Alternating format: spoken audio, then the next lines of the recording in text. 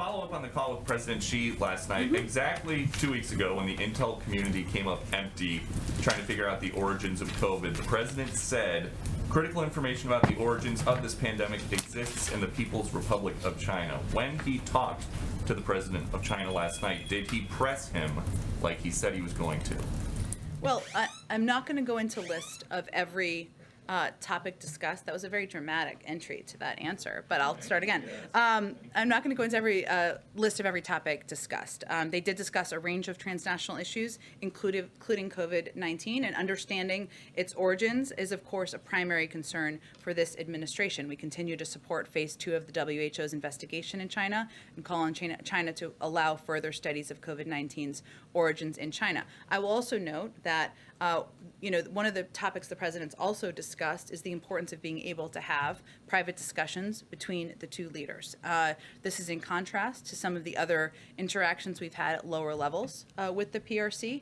And so, yes, it was a topic raised, but I'm not going to go into further detail. So we should understand that to mean that the president did ask him to let international investigators in to get this information that he says China has. We have conveyed that many times publicly. I think they know that that's our position and view. But not publicly. On this 90-minute phone call, they talked about Again, Peter, this is a topic that we have said conveyed many times at many levels. I'm just not going to have more on the call to read out for you. Okay. Go ahead. Thanks, Jen. Why include the option to test out in this new Labor Department rule?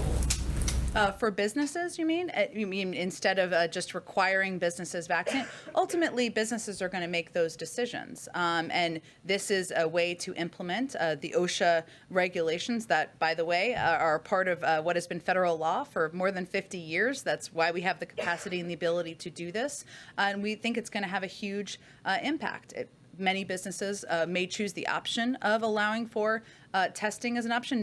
Many may choose that they should just make vaccines the requirement, but it leaves it up to them to make that decision. If they do testing, who pays for the testing? Is it the business or the employee? I would believe it's probably per business make that decision, but I would bet that most would be the businesses that pay for that. And the president has said previously he did not want to mandate the vaccine. So can you explain why his thinking on this has changed? Sure. Well, first, I know he said that back in December or January, so 8-9 months ago, and I've touched on a couple of the components that we feel have changed a bit.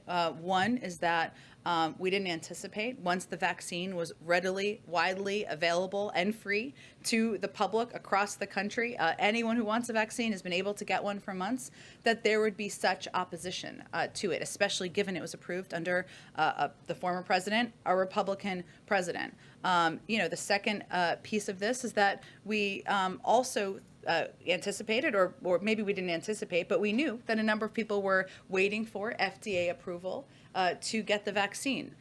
That they said that once it's approved by the FDA, that's what I'm really waiting for. There were more people who were vaccinated in August than July, but there are still 80 million people who are not vaccinated.